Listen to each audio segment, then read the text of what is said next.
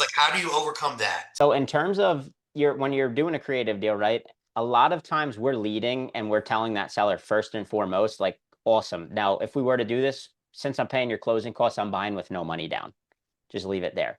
Some people will just commit, bow down, and say, okay, no problem. I understand. But for the people who do actually need money or maybe are behind on payments, whatever, what we do is we'll say, look, what is the least you would need? You know, I typically buy with nothing. And that's how we work them all the way down. Now, on average, we want to be all in at 5% with closing costs of the total purchase. If we're over that, we have to have a damn good reason internally to want to do that, right?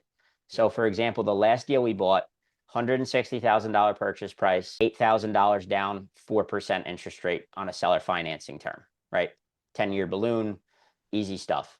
Now, what we said was, okay, we're going to be paying 8,000 down, and then on top of that, right, we have 5,000 in closing costs. So we're all in for about 12.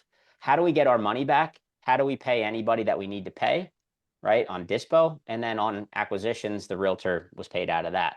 So for us, right, we say, okay, we're going to couple this with lease option.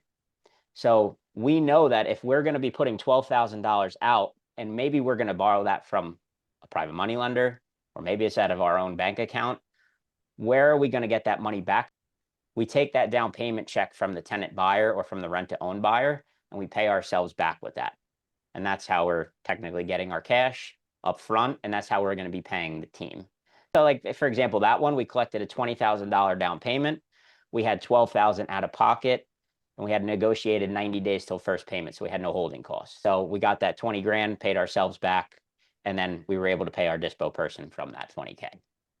That makes sense. Easy math. You want generally probably a minimum 10% down payment, I'm assuming, but 20K is awesome. And Yep. so you got 12 left over. You made from that. So we pay ourselves back. We're in the deal, nothing now, and now anything is just straight cheddar from there on out.